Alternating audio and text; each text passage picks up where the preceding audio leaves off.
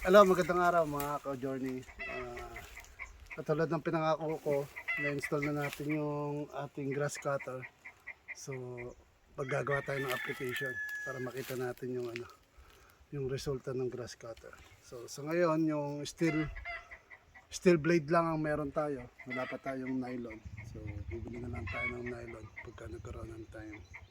So, ito yung uunahin natin.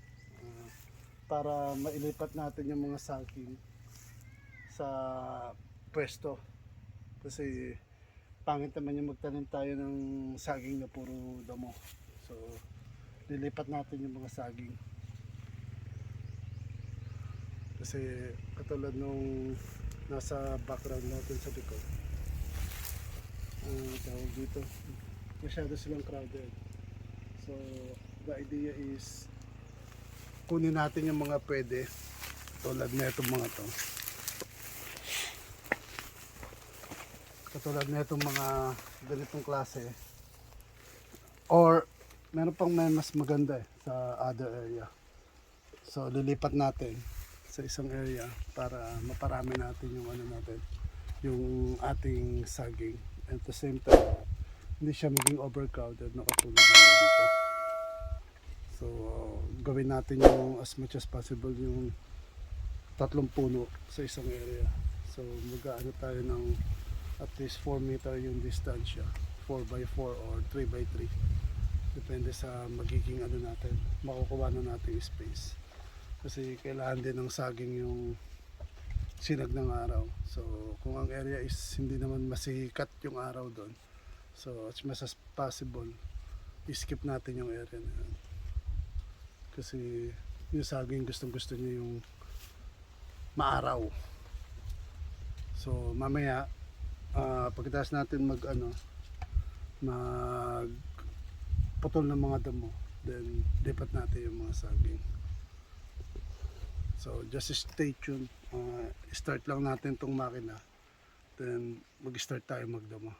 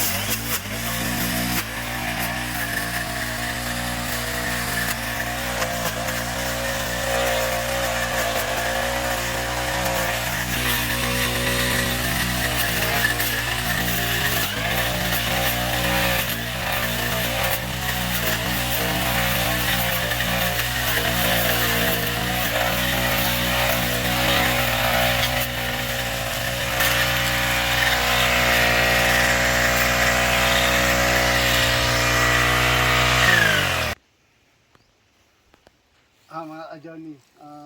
Ito na yung tinest natin. So, makita nyo naman kanina na puro damo to. Makita nyo ngayon, oh. Malinis siya. Tapos yung ganda ng steel blade. Nag-crack. Nabuongi. Kasi may mga bato siyang tinamaan. So, ito po yung ito po yung isa sa pangit. Pag may bato siyang natatamaan, pag steel blade ang gamit nyo. Pero ang kagandahan lang sa steel blade, parang kahit hanggang damo, pwede mong bunutin eh. Kasi may tinraya ho ako. Tingnan nyo po ito. Inano ko sa lupa mismo, tingnan nyo. Luminis. Parang pati yung ugat na nadali. Oh. May natamaan kasi akong bato eh. Yun oh. Ano, tingnan nyo. Kaya, safety measure lang. Ingat lang po. At kung may goggles kayo, mas maganda siguro gumamit kayo ng goggles. Tapos yung, guantes. Tapos, long pants para matakpan nyo yung butas ng bota. Kasi, pumapasok sa loob yung yung talsik, yung mga damo, mga lupa.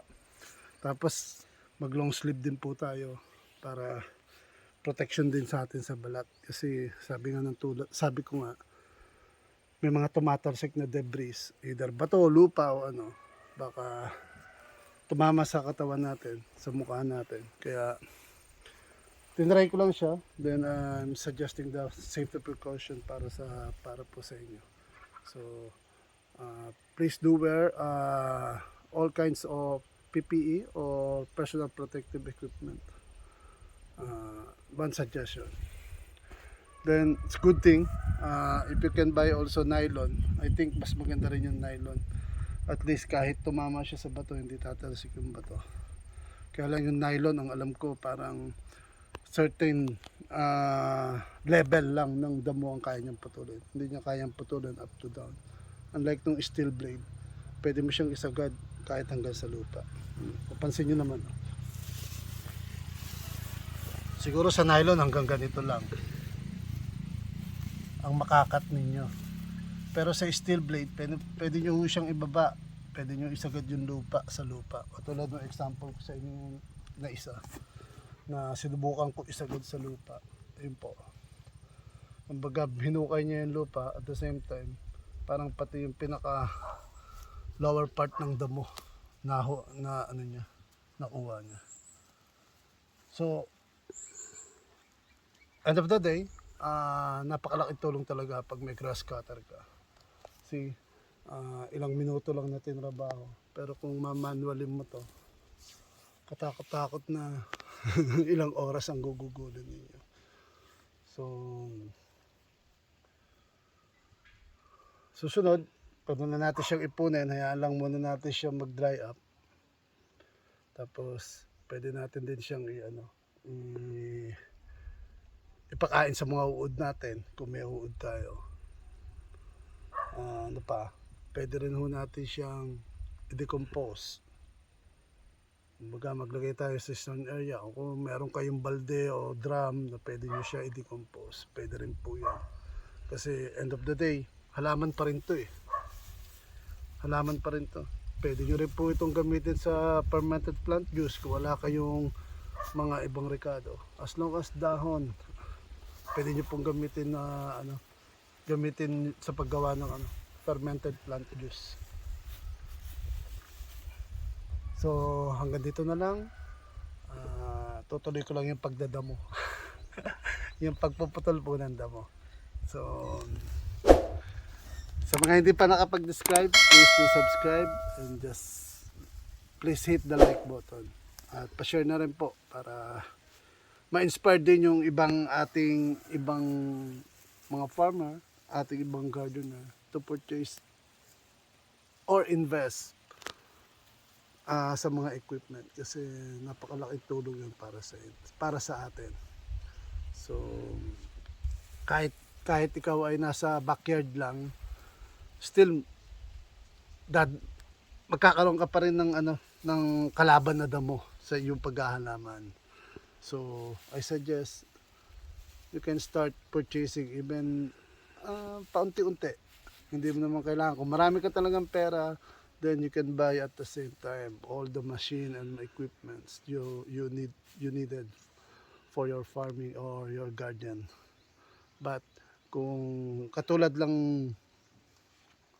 ako na hindi ko kaya mag-purchase at one time. So paunti-unti, once na nagkapera kayo, then bili kayo ng small equipment. Then save. Then again, purchase another one. So katulad ng sabi ko, pangarap din natin bumili nung nakalimutan ko ulit yung title. Tinignan ko na kanina, pero nakalimutan ko ulit. Basta hole digger siya na makina. Ogre something ang pangalan niya. So makakatulong yun pagka nagtatanim tayo ng mga fruit bearing trees. At para sa akin, dahil sabi ko nga gusto ko ilipat yung mga saging, makakatulong yun kasi mas mapapadali para sa akin yung paghuhukay and everything. So hanggang dito na lang. So thank you for watching. Have a nice day.